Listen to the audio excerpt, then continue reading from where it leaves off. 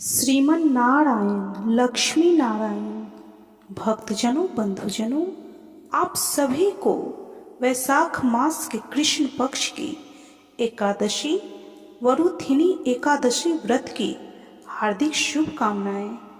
आप सभी का आपके इस चैनल ब्राह्मण देव कन्या में बहुत बहुत स्वागत है। आज हम इस वीडियो में वरुथिनी एकादशी व्रत की कथा सुनेंगे। तो बोलिए जय श्री कृष्णा, जय श्री कृष्णा, जय श्री कृष्णा। युधिष्ठिर ने पूछा, हे वासुदेव, हे मधुसूदन, वैशाख मास के कृष्ण पक्ष में किस नाम की एकादशी होती है? कृपया उसकी महिमा बताइए।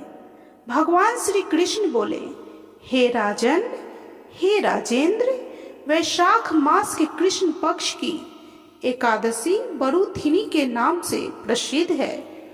वरुथिनी व्रत के प्रभाव से ही राजा मांधाता तथा धुंधुमार आदि अनेक के राजा स्वर्ग लोक को प्राप्त हुए हैं। पौराणिक कथा के अनुसार प्राचीन समय में नर्मदा नदी के तट पर राजा मांधाता नामक एक राजा राज्य करते थे।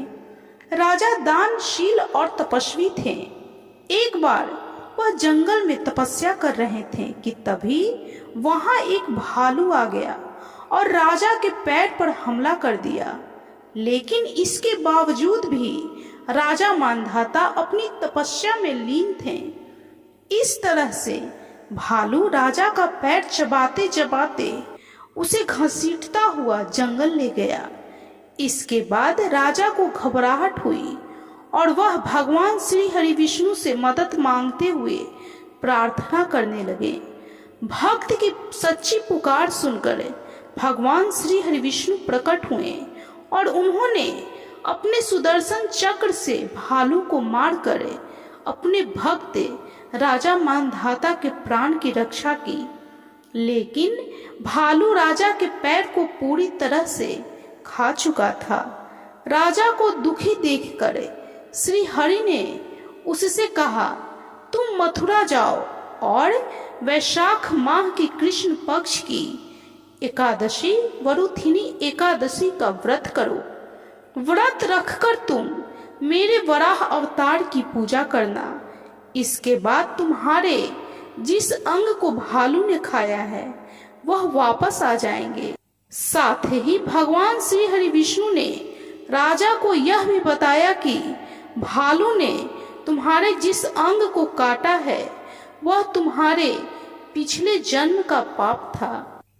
इसके बाद राजा मांधाता ने मथुरा जाकर वैशाख माह की कृष्ण पक्ष की एकादशी वरुथिनी एकादशी व्रत का पालन किया और व्रत के प्रभाव से फिर से उनके अंग वापस आ गए। इतना ही नहीं, मृत्यु के पश्चात राजा को स्वर्ग लोक की प्राप्ति भी हुई।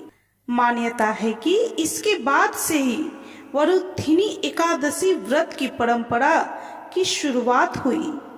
मान्यता है कि वरुथिनी एकादशी व्रत का फल 10,000 वर्ष तप करने के समान होता है। शास्त्रों में हाथी के दान को सबसे श्रेष्ठ माना गया है, लेकिन हाथी के दान से भूमि का दान, भूमि दान से तिल का दान, तिल के दान से स्वर्ण का दान, स्वर्ण के दान से अन्न का दान श्रेष्ठ है, क्योंकि अन्न के दान से देवता, पितृ और मनुष्य सभी तृप्त होते हैं।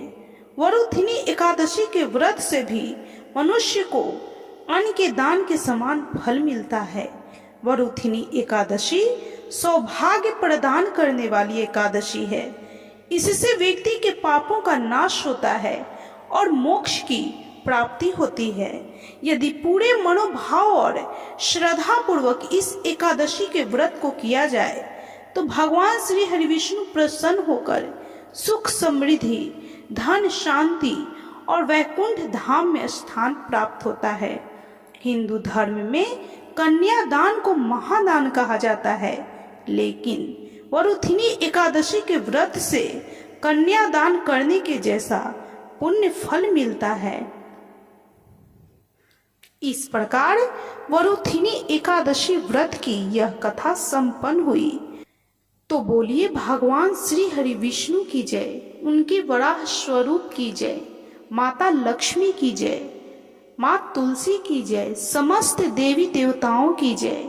भक्तजनों, बंधुजनों, यदि आपको यह कथा अच्छी लगी हो तो प्लीज वीडियो को लाइक कीजिए, शेयर कीजिए। चैनल पे यदि नए हैं तो कृपया चैनल को सब्सक्राइब कर बेल आइकन को प्रेस अवश्य कर लें और कमेंट में जय श्री कृष्णा, जय माता लक्ष्मी अवश्य लिखें।